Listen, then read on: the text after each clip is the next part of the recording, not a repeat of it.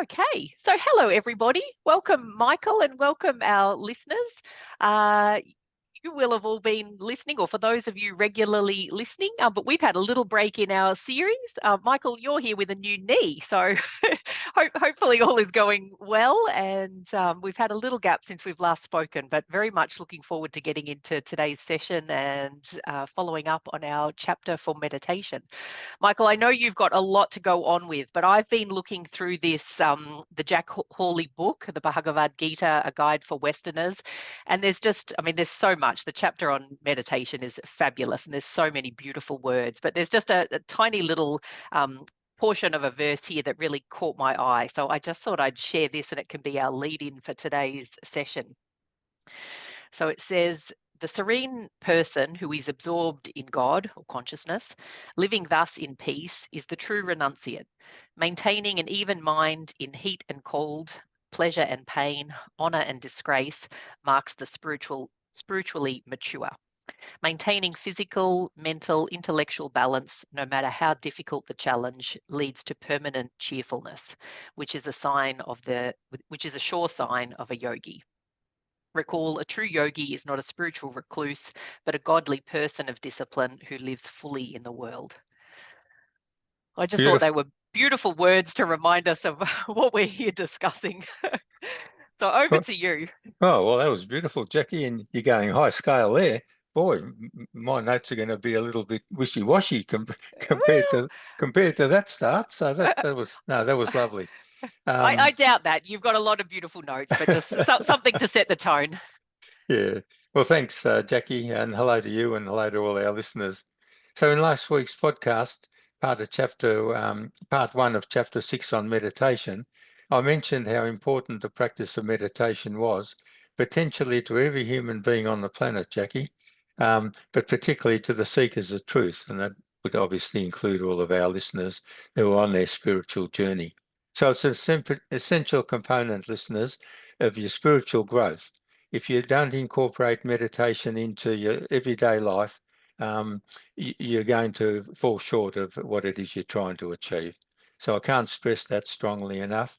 And indeed, that's why there's a whole chapter in chapter 6 in the Gita devoted to the importance of meditation. And it's also got a significance too, Jacqui, and listeners, in the chapter 6, this chapter on meditation has prepared us now, and I'll elaborate much more on that next week when we start, but it'll lead us into the next 6 chapters of the great teachings of Krishna. All right? So we discussed, Jacqui, last week, the purpose of meditation and the instant benefits of it, particularly to the peace and the calmness it starts bringing to our everyday lives. We also mentioned the regularity aspect of meditation. For example, having a room set aside, a chair, regular time slots, morning and evening, that suit your lifestyle and so on, so that there's no confusion for the ego to sort of be able to get in there and prevent you from meditating. We also touched on any aids that people might find useful in meditation. You remember we had a lengthy discussion on that, such as guided meditations or music during meditation and so on. And we both agreed that any of these may be helpful, particularly for beginners and people in their early stages of meditation, to get some confidence and understanding and so on. But when they're confident enough, we both agreed that it's useful to let any of those aids go and focus solely on the being. So the last little comment I'd like to make on following that, Jacqui and listeners, is that my suggestion to sum all this up as best as I can from my own experience and with working with many people over the years, is that there should only be 2 people in the room when you're meditating. That might sound a bit confusing, 2 people, but inverted commas, 2 people. So there's only 1 person, but there's 2 parts of the 1 person, and we've touched on that in a number of podcasts. And that is, of course, your higher self and your lower self. That means your mortal lower self and your immortal higher self. And they're in the one entity, and that's the being that's in the room, and we really want to discard guided meditations, another person talking to us, or music, or anything like that, useful as they may be, but they get to a use-by date.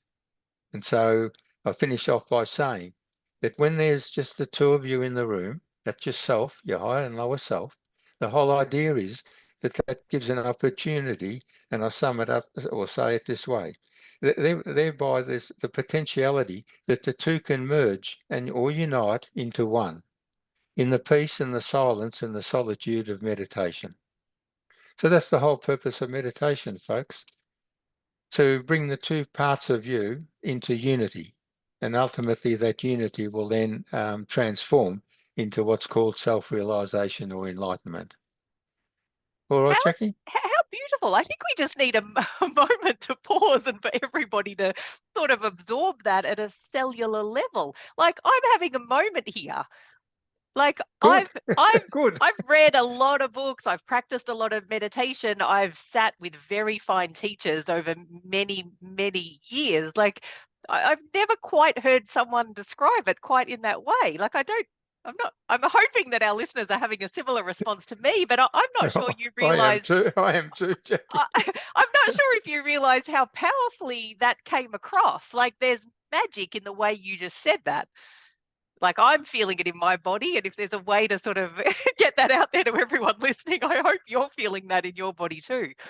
Very powerful. Well, yes. And look, I'm delighted in your delight. You know, sometimes your listeners have heard me say silly things over the podcast so far, but it's a bit of what you're describing there. You've had the rest, and now you've got the best. Oh, goodness. Am I allowed to say things like that, Jacqui? No. It brings the human element. I'm hope. Well, the people who are listening, I'm sure you'll understand where that's coming from. But what you're saying, Jacqui, is that's how it is. So this you're describing there. What you've just described is a aha moment, like a spiritual. That's a spiritual experience. You can hear it in your voice. I can see it in you. I can feel it in you, and I'm sure everyone listening can as well. It's spontaneous. Like, we haven't rehearsed any of this, obviously, or discussed it or anything like that. You didn't know I was going to read that out, but it had a powerful impact. And I've been stressing, Jacqui, to you and to the listeners all the way through, every chance I get, and this is another chance, it's the resonance.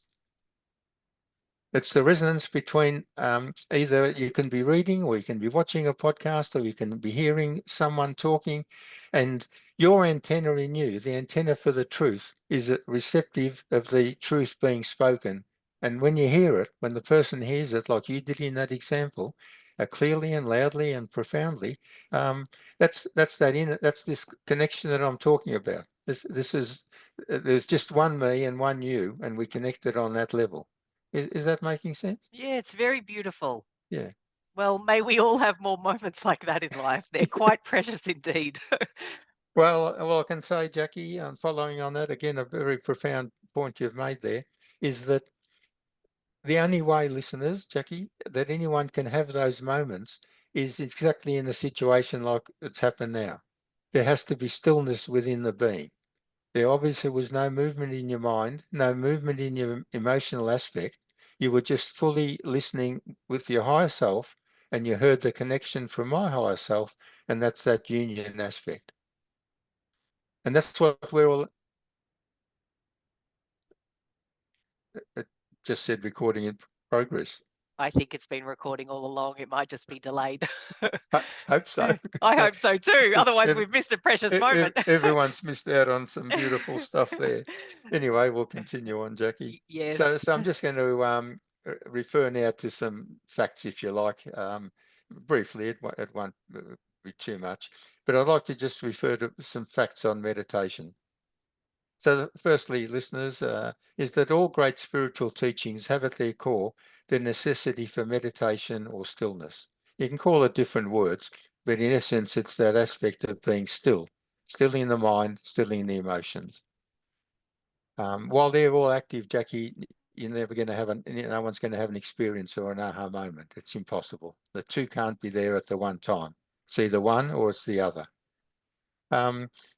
Another fact about meditation is that it's been practiced by humans for over anywhere between 5,000 and 10,000 years. So it's a long ongoing process as far as all the historians and people that study those areas can ascertain. It was only, and this teaching 5,000 years ago from Krishna,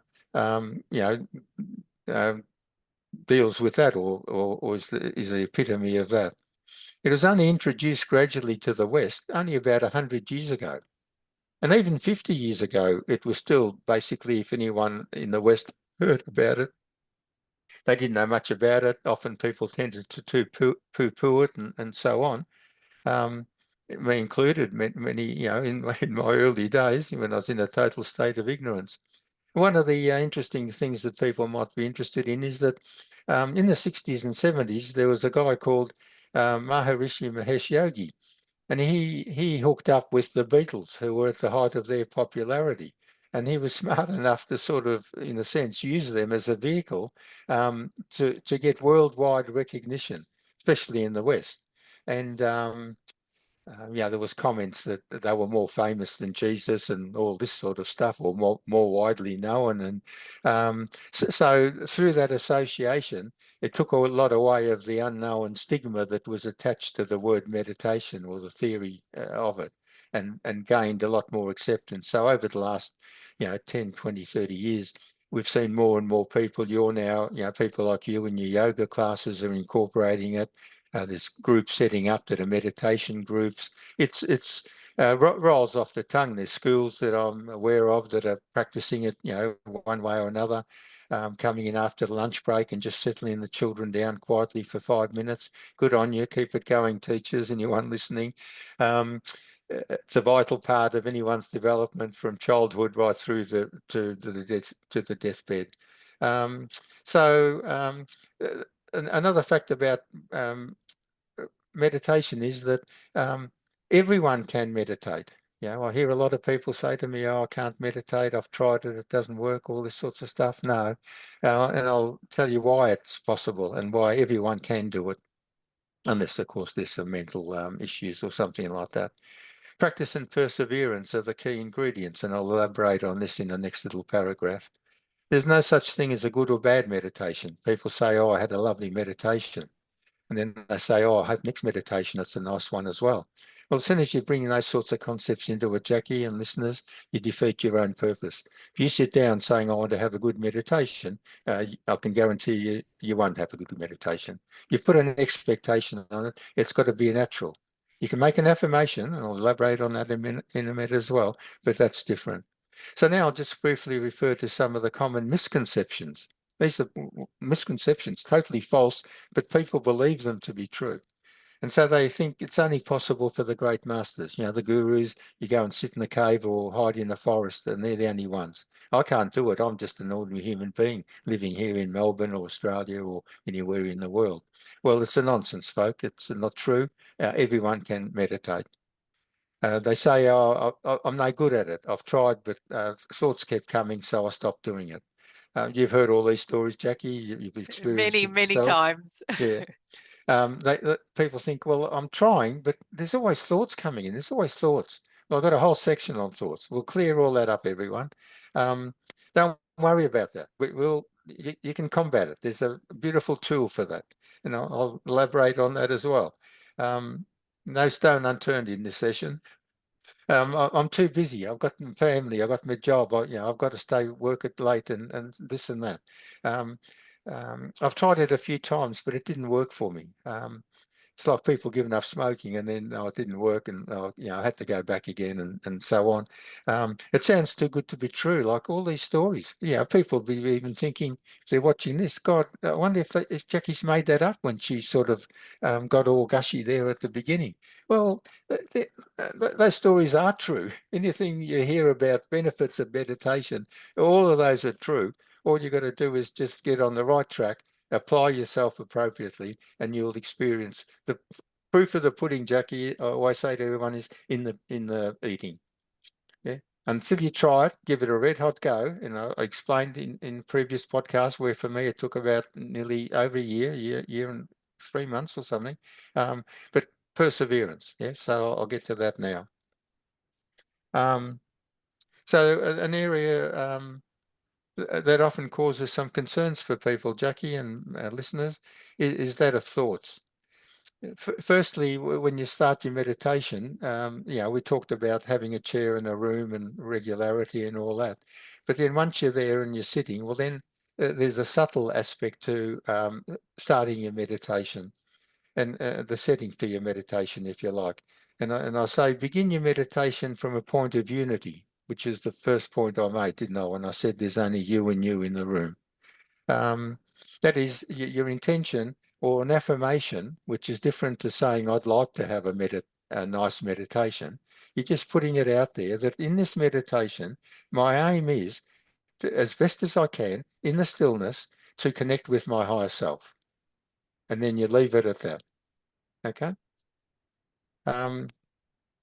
So then you put your knowledge, folks. This is where the knowledge that we've accumulated in these previous 5 chapters in the Gita has been so vital. And this is why meditation's been left till now. For people who haven't had the knowledge, it's quite difficult to take on meditation because you don't really know why you're doing it, what's behind it all, all of those sorts of aspects. But you've all got, even though you mightn't have the full knowledge, you've had enough glimpses of it through the 5 chapters that we've covered to certainly have you settled. And I know many of you have got other knowledge from other sources, other podcasts, books you've read, and so on. So it's not just referring to me and my sessions.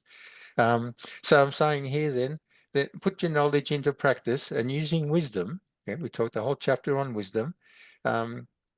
A change from the thinking mind, which is driven by desires, to the still all-knowing Buddhi mind. So that's where the shift takes place in the meditation between those two selves. Use all your courage, be fearless, disciplined, persistent, and strong-willed to bring the egoic mind under control and balanced. The egoic mind, Jacqui, is going to bombard every human being constantly. You're rubbish. This is nonsense. Get up off your chair and you got work to do. You got to go and take the kids and you got this and you got that. No, no, no. Discipline, discipline, discipline. This is for my welfare.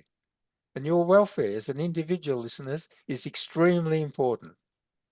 It's the whole reason you're here on this planet, to realize who you are. Right, Jacqui? All the others are incidental. They're all important, but they're not as important as realizing who you are. So you've got to give that your top priority, and particularly disciplining in this aspect of meditation. It's a long haul. It's a long haul. Don't kid yourself. I'm not kidding you. But as you get into it, like anything, you get practice, you get confident. It just oozes out of you. You'll get to a point where as soon as you start saying, I'm going to meditate, your heartbeat slows, you start pretty much running to the room and to the chair where you're going to be, because you just realize you know what's going to be the benefit that's likely to come from it. So I say accept, but don't engage anything that arises in your meditation. Don't try and block things out. Don't do this, don't do that. Just in that stillness, allow, it's like a cleansing process in a way, purgation. But don't engage thoughts. Don't start talking to them and answering questions and asking them and them telling you. Okay, so far, Jacqui? It's all beautiful. There's a Yeah. lot of gems of wisdom there for people to absorb. Well, I've accumulated this obviously from the great masters. Like I don't make these things up. I spend a lot of time, a lot of my time doing this. So, and of course, I've put it into practice and had my own experience, and you do the same. And many of our listeners, this isn't new to a lot of our listeners, but those who are more advanced with their meditation, I'm sure you'll be finding this useful as well. A refresher, just a little jolt on the memory, just firm you up a bit more, whatever it might be. So I'll continue on with this aspect of thoughts, Jacqui. So while practicing meditation, particularly in the early stages, people, thoughts will constantly come and go and circle around. I say it's a bit like a persistent mosquito or a blowfly. You're lying in bed at night and a mosquito's buzzing around. and you keep sort of following it around, or a blowfly or something like that. So this is what thoughts are like in our minds. The mind has a natural tendency to be active. That's what it's designed for, moving all the time. But it also has the ability, as we've all been learning, to be still. So we activate it when what we're learning now is to activate it when it needs to be activated appropriately, and let it be still when it doesn't need to be activated. Whereas most people have got the blowfly or the mosquito buzzing around constantly. Trying to eliminate thoughts from meditation is like trying to stop the waves on the ocean.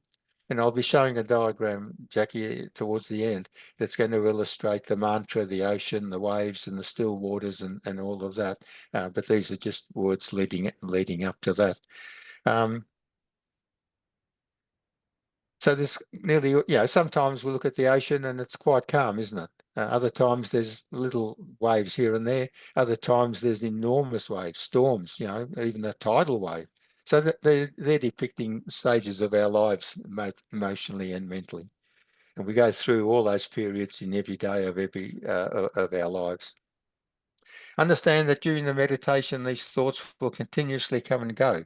The idea is not to engage them or have conversations with them. The thoughts arising during the meditation can be likened to strangers knocking at your door. So if someone knocks on your door, you go out. If you go out and start talking to them, they're trying to sell you something, for example, well then you've engaged. Yeah. If you try and argue with them and say, no, I don't want that, or this or that, and they'll try that, well, then you've got another problem on your hands. So you've got two. So the best thing is to ignore them. Just say, no, thank you, I'm not interested, and shut the door. Well, we do that.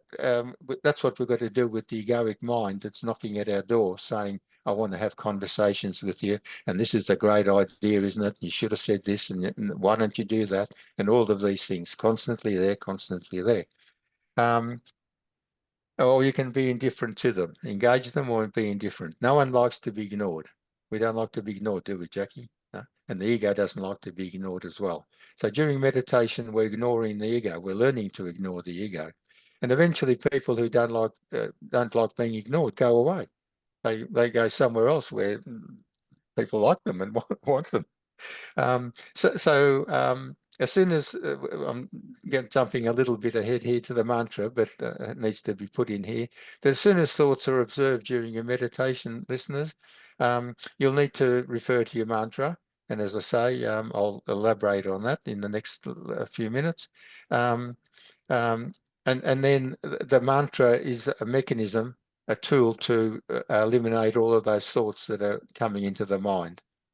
And that way the ego, which is activating all of this, will tire. It'll just think, oh, I've got no chance here. He or she keeps blocking me out, and it'll go away. It'll reappear again, but you just go back. There's a process, a procedure, which I'll do in the next section. And so the ego will tire of being ignored by you and will revisit less frequently with its myriads of thoughts. So that's a quick summary of thoughts. Don't be worried, anyone, about thoughts coming in meditation. It's not the end of the world. That's how it always is at the beginning, particular. But eventually, as you practice and get stronger at your discipline, they will pretty much disappear. And any time they occasionally reappear, you just go back to your main tool, the mantra, and that'll help them go away again. So now arrive at, Jacqui, the vital part of what I describe or understand, the vital part of meditation, and that's the mantra. The mantra is a Sanskrit word, obviously. It mightn't be obvious, but it is. And it's, and I'll read out here, I won't go into it now, but it's a very important part, and I'll be stressing it and outlining it as I read this next paragraph. So the mantra is an essential component of the meditation process. It's a sound or a syllable or an axiom that one constantly repeats as a means of ridding the mind from constant bombardment of thoughts and gives it a one-pointed focus to use. So instead of having thoughts continuously, this one and that one and that one, or even one, but different forms of it, just buzzing around, we use the mantra, one word in particular, but it can be a combination of words, and I'll elaborate on that in a minute, to snuff out a lot. So then we're only focusing on the one sound, the mantra, Jacqui. Is that clear? Whereas before we could be focusing on 10, 20, 50 sounds all buzzing around in our head like the blowfly. And I'll show a little diagram here. The mantra is likened to a boat. It knows where to go and how to go to the other side of the river. That is from the mortal bank, the mortal side, to the immortal side. That's the two beings that are in the room that I started off saying there's only two people in the room when you meditate.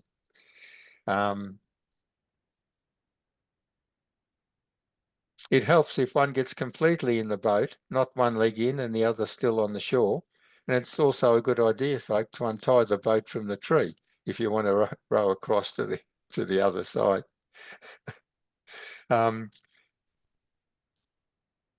So that it can go on its journey. So I'll show the diagram here, Jacqui. I'm still getting used to showing these diagrams. I think people can see that, can't they? Yes, they can. Your dear mother, my loving wife, drew that roughly for me because I kept pestering her because I can't draw. So could you draw me a bloke getting on a boat? So he's got one foot on the shore and one in the boat, and the boat's heading across. He's on the mortal side with all the trees and wants to cross over. So Yes. That's the idea. The boat knows where it wants to go. The boat's representative of your buddhi. The buddhi knows where it wants to go. You don't have to tell it where to go. You just got to untie yourself from the tree or make sure both feet are in there. So I'll just continue on with that, Jacqui. So getting now onto the mantra itself. Some people have already been given a mantra. They might have been with a guru that has explained to them that they're in one way or another qualified or competent to give people a mantra.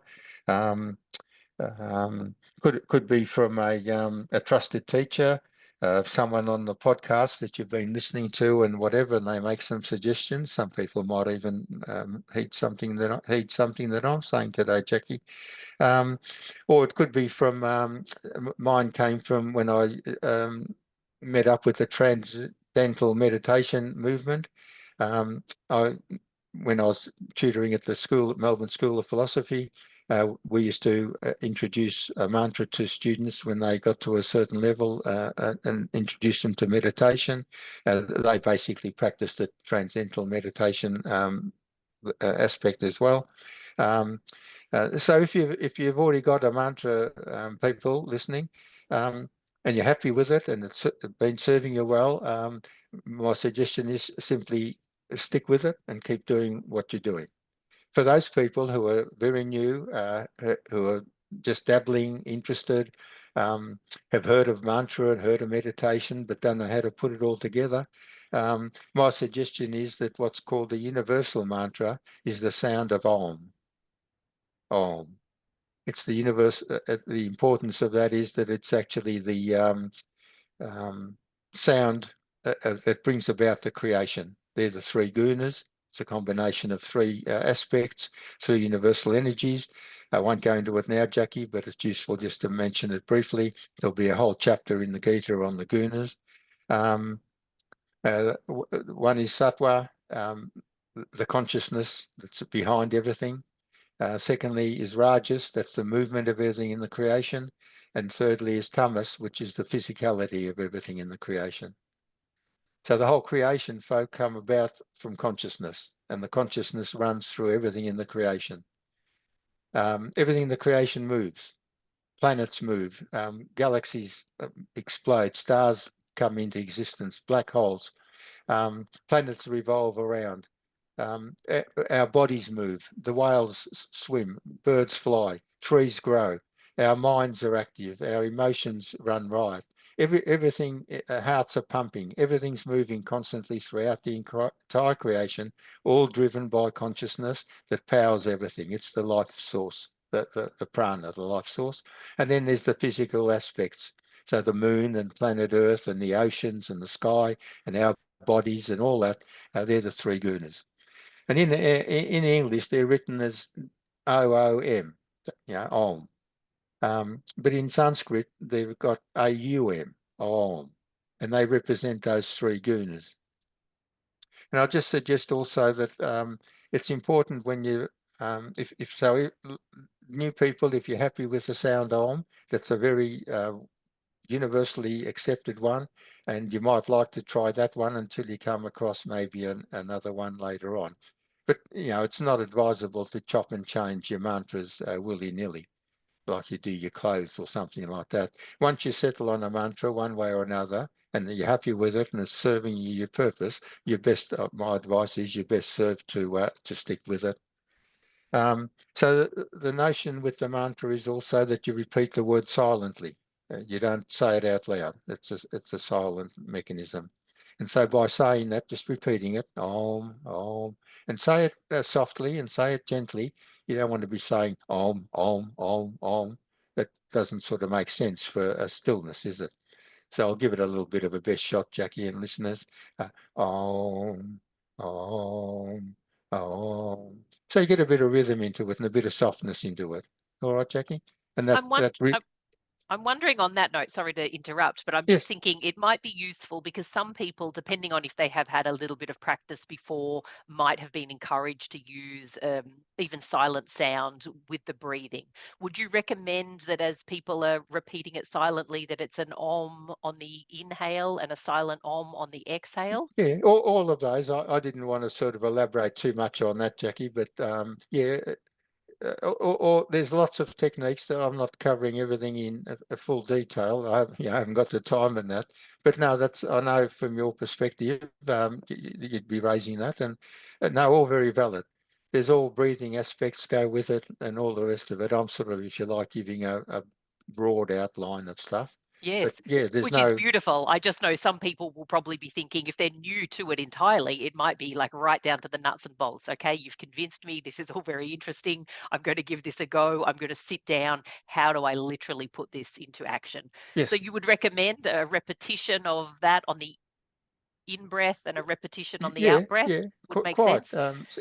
Some people find, I've found that some people find that a bit difficult in early stages because you're focusing in a sense on two aspects, the mantra and the breaths, but it's not, not impossible or anything. Whatever floats your boat, whatever suits you, whatever you can handle. But I've certainly got no objection to, breathing as being a part of it. And there's even references to breathing in through one nostril and exhaling through the other nostril and things like that.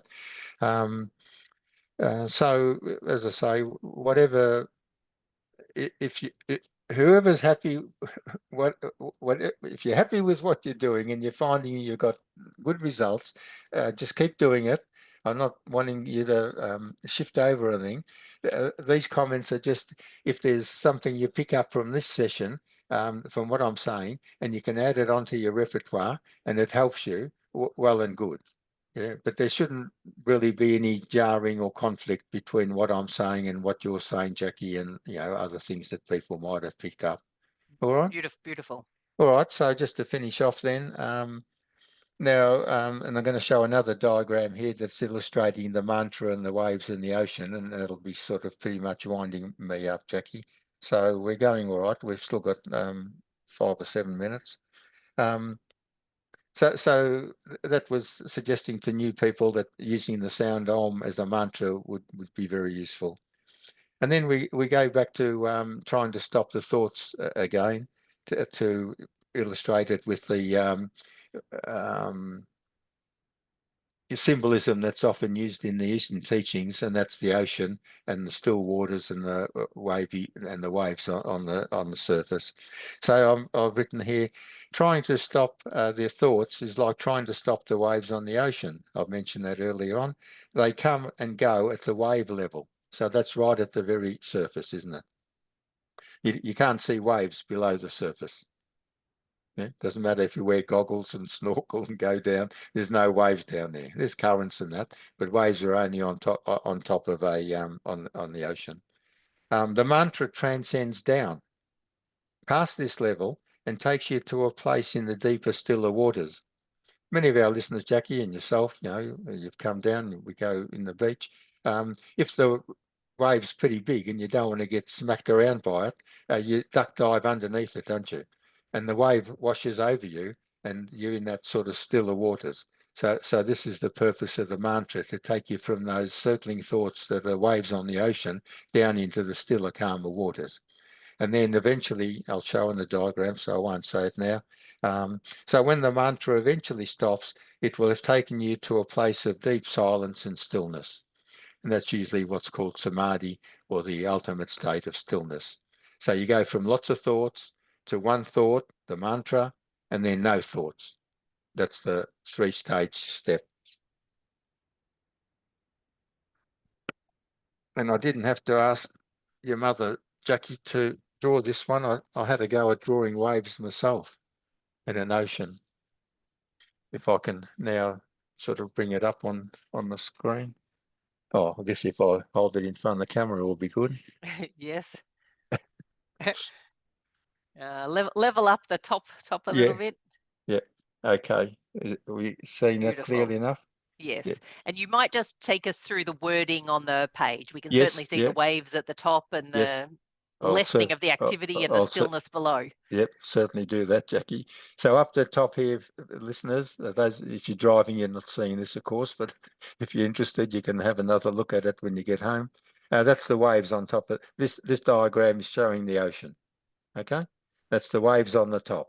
That's where all the mental thinking is, the thoughts, and thoughts involve the emotions. So sometimes we have a bit of a calm day, not much activity. Other days, fair bit of foam, and we're frothing at the mouth and so on. Other days, huge waves storming in, washing everyone away, blowing everyone apart, yourself included, and so on. All right. So as you can see, the arrows are all pointing down. All the arrows are pointing down. So that's like ducking under the wave. We're using your mantra. There's mantra. Okay, so there's thoughts up there. This is replacing all those thoughts with one thought, one sound, mantra. What have I got there? Focused. Up here, the thoughts are circling in the top part. Where's my finger? There.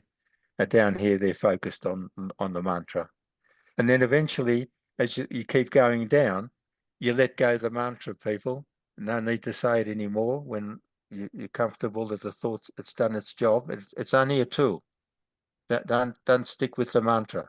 Sometimes people think, oh, they got to keep saying the mantra, No, that's the intermediate step. Here's where you want to go. Silence, stillness. There's no thoughts, and there's not even a mantra. There's just stillness. Okay. Beautiful. And if when you in that any of those two stages, thoughts come back in, you go straight back to the mantra. That's your escape mechanism, folk, from during your meditation.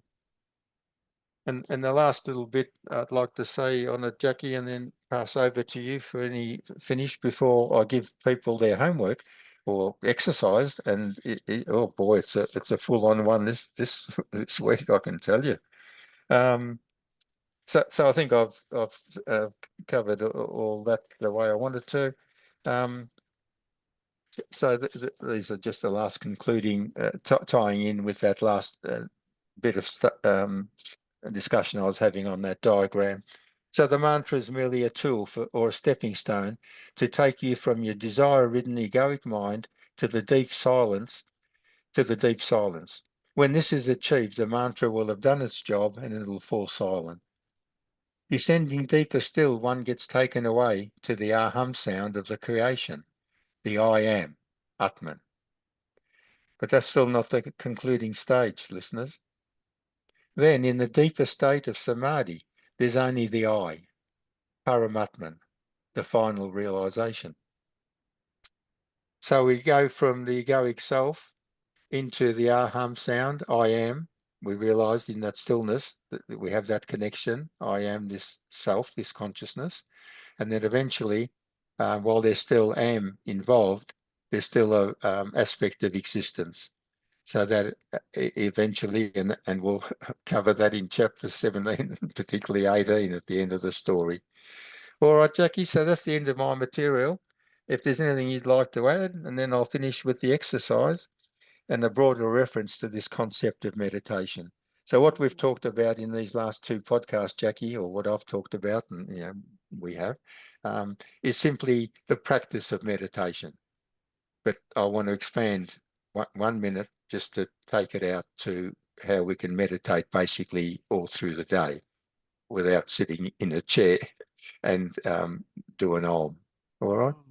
So It's so beautiful, and there's so many things that we could discuss. We are curbed by time, but one little story or recollection comes to mind, which I think is useful.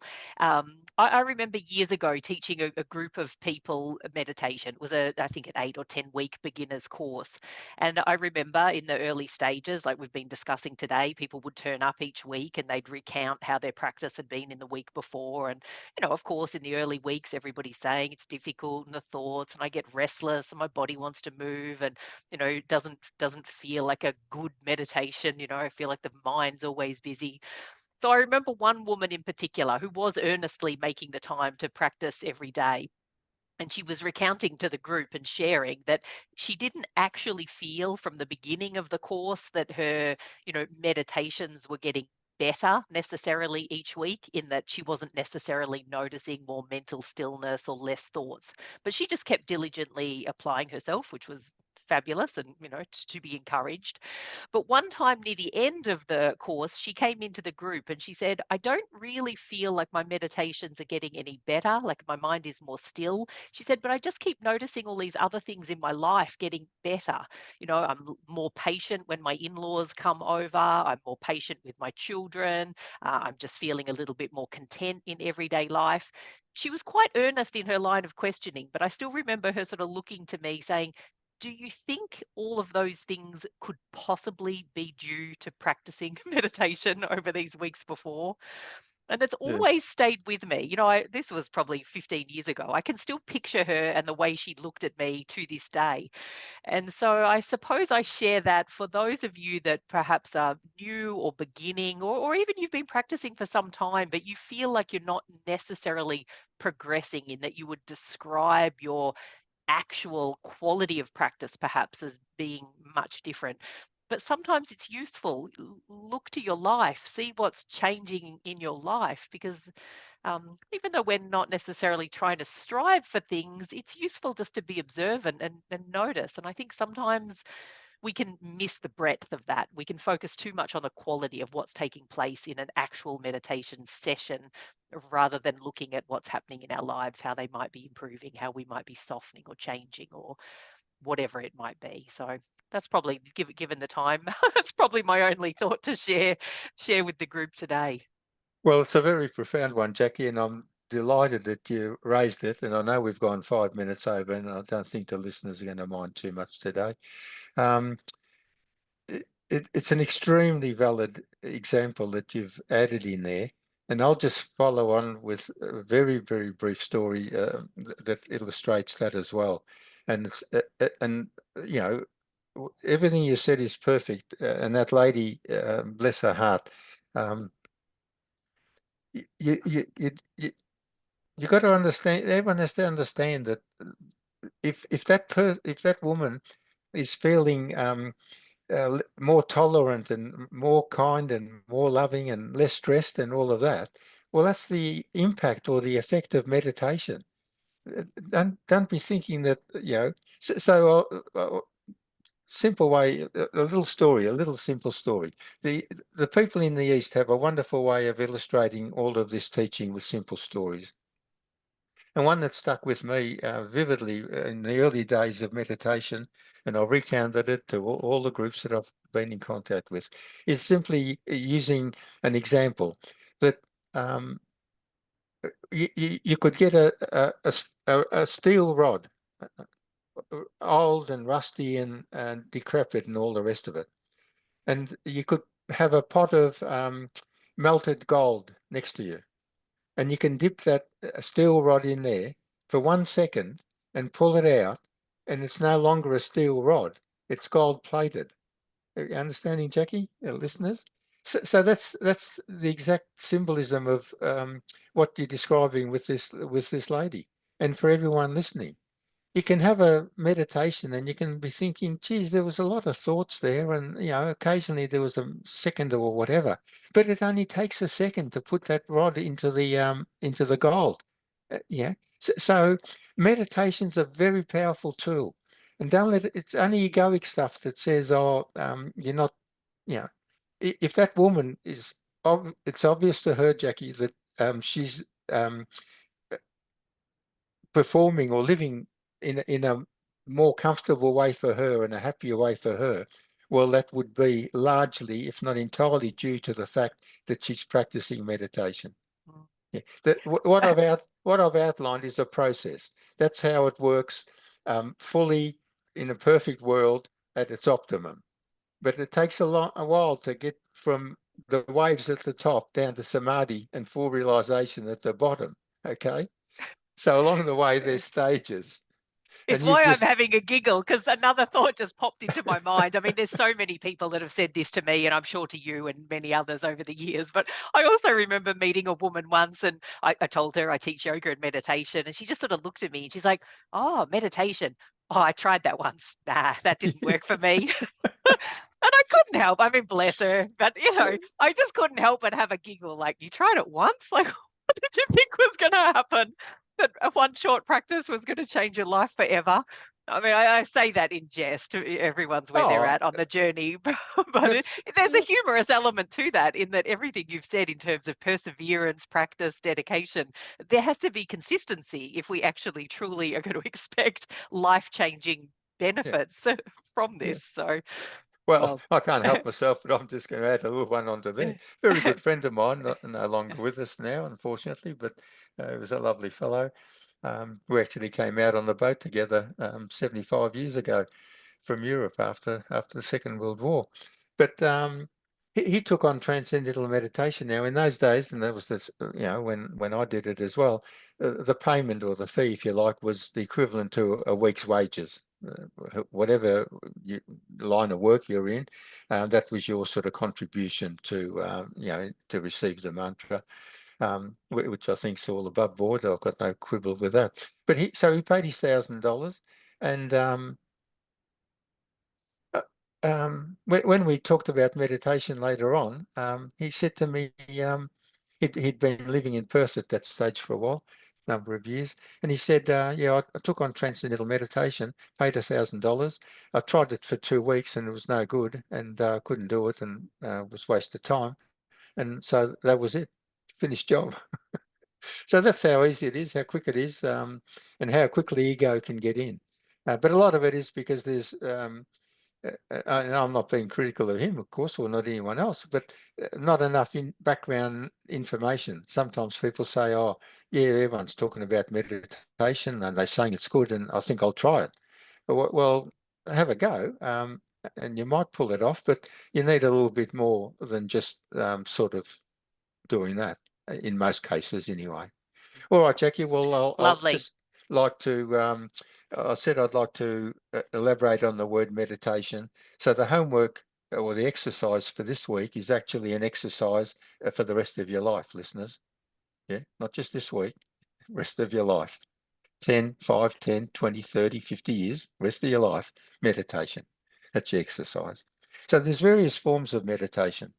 And just briefly, what we talked about these last 2 weeks, Jacqui, is the practice, what I call the practice of meditation. You sit down 20 or 30 minutes, morning and evening, as best as you can, and you go through the process that I've outlined and that everyone else outlines that knows anything about it. If you're in the now, people trying to understand now, being in the now, well, if you're truly in the now, you have to have a still mind and a still emotions. So in actual fact, you're in a state of a meditative state. So if you're carrying out any activities at the moment or the rest of the day, and in the now, well, that's a form of meditation. Selfless action that we spent a chapter on, 2 podcasts. In other words, not driven by your desires, but meeting the need of whatever's in before you. That's a form of meditation. And then the meditation's constantly watching the thoughts in your mind, this blowfly, this buzzing around. So even if you're not sort of doing anything, just don't get involved in all of that. There's a lovely saying that the wise man watches the movement in his mind. So they're all, and eventually your 2 sessions, morning and evening, will blend into from morning to the evening and be a meditative state all the way through, Jacqui. Yeah. You don't have to go around chanting Om when you're at work, or the boss comes in, Om. That's not going to get you too far. But in what you're doing, how you're doing it, there's a stillness behind you. And if there's that stillness, well, then I'll call it you're in a meditative state. Yeah. So there's the practice of meditation. Need to get that under control, listeners, and you need the courage and the conviction and the perseverance to do that. And then from that, as a strong starting point or platform, you can branch out into the rest of the day and carry that same force with you into the day. So the exercise, everyone, as I said, is not just for this week, but for the rest of your life. And don't be daunted. You'll be thanking me if you follow this. Don't worry about that. Practice being as meditative, that is, as still as you can throughout each and every day. And I'll leave you with those words. All right, Jacqui? Beautiful. We will leave Beautiful. everyone with those words. Thank you so much. Farewell, everyone. We will see you soon. Farewell. Well done again, Jacqui. Beautiful.